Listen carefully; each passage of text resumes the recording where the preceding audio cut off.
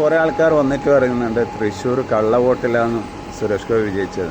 ഞാനൊരു പാർട്ടിക്കാരനല്ല, ഇപ്പോഴേ ഞാൻ പറഞ്ഞേക്കാം. പക്ഷേ അതിനോട് എനിക്ക് അത്ര വലിയ യോജിപ്പൊന്നുമില്ല. ഒരു 3,00,000 വോട്ടിനാണ് അദ്ദേഹം വിജയിച്ചത്. അപ്പോൾ എന്നാലും പകുതി വോട്ട് കള്ള വോട്ടാണെങ്കിലും അദ്ദേഹം വിജയിക്കാൻ സാധ്യതയുള്ള ഒരു ഏരിയ ആയിരുന്നു തൃശ്ശൂർ. കാരണം ആ സമയത്ത് ജനങ്ങളോടുള്ള സമീപനം അങ്ങനെയായിരുന്നു അദ്ദേഹം കാണിച്ചത്. പിന്നീട് വോട്ട് വിജയിച്ച ശേഷം ഫുള്ള് ഇതാണ് അത് ജനങ്ങൾക്ക് മനസ്സിലായി. പിന്നീട് എനിക്ക് കിട്ടുമോ എന്ന് അറിയില്ല. പക്ഷേ നമ്മളെ രാഷ്ട്രീയമാണെന്നല്ലോ, അങ്ങനെ മാറി മാറി നല്ലൊരു MP ആയിട്ട് ഇരിക്കുകയാണെങ്കിൽ അദ്ദേഹം നിലനിൽക്കുന്നതെന്ന് എനിക്ക് ഉറപ്പ് തരാൻ പറ്റും. പക്ഷേ കേന്ദ്രത്തിൽ പല ഉടായ്പകളും കാണണം.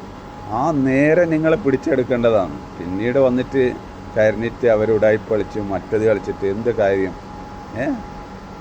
എല്ലാ ഇലക്ഷനിലും കള്ളവോട്ട് ചെയ്യുന്ന BJP-ക്കാർ കേന്ദ്രത്തിലെ തന്നെയാണ് ഇല്ലേ. പക്ഷെ ഇവിടെ നിന്ന് ഒരു 50-70 അങ്ങനെയുള്ള ഒരു രീതിയിലും ഉണ്ടാവും ഈ ചെറിയ കേരളത്തിലൊക്കെ.